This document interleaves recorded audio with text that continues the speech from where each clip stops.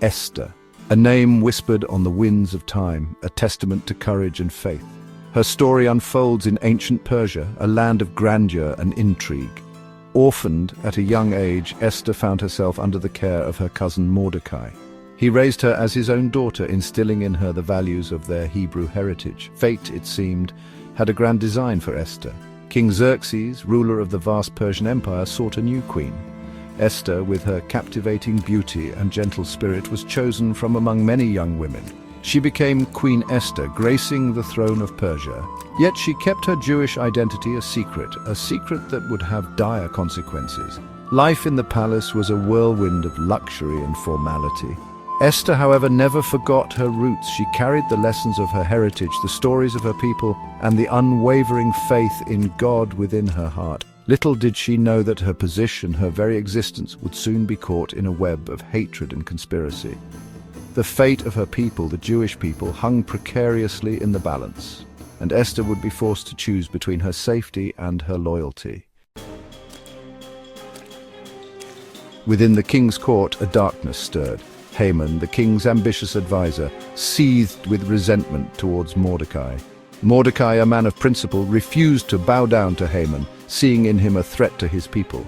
Haman's pride was wounded, his anger festering.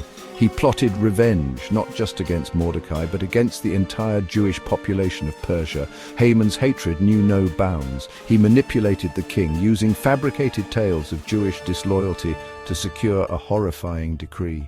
The decree ordered the annihilation of all Jews within the empire. Their possessions would be seized, their lives extinguished on a single, predetermined day.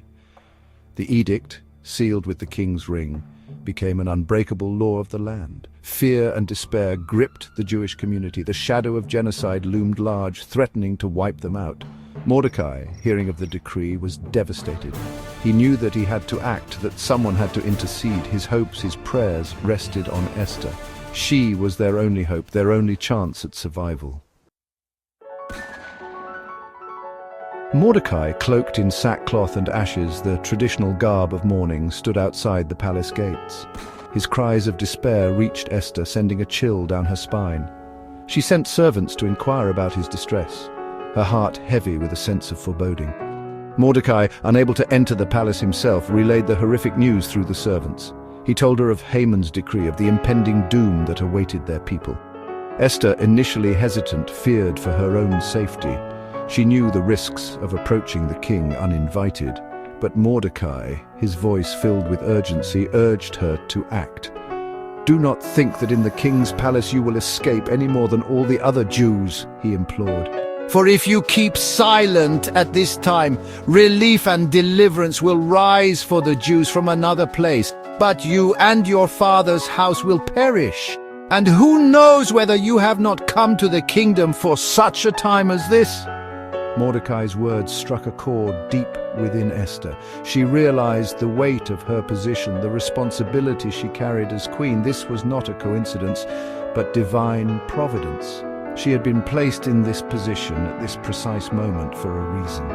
Fear gave way to resolve. Esther would risk everything to save her people. A plan began to form in Esther's mind, a daring and dangerous plan. She would confront the king, even though it meant risking her life. Unbidden, she would appear before him, hoping to win his favor and expose Haman's treachery. She asked Mordecai to gather all the Jews of Susa, the capital city, and join her in a 3-day fast. They would abstain from food and drink, beseeching God for mercy and strength.